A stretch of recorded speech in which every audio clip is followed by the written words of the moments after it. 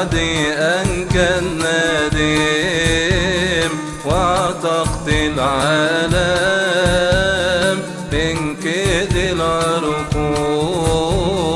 دايم التمجيد تجسد وهو الوحيد لأجل خلاص العبيد من أسر السجون وسباني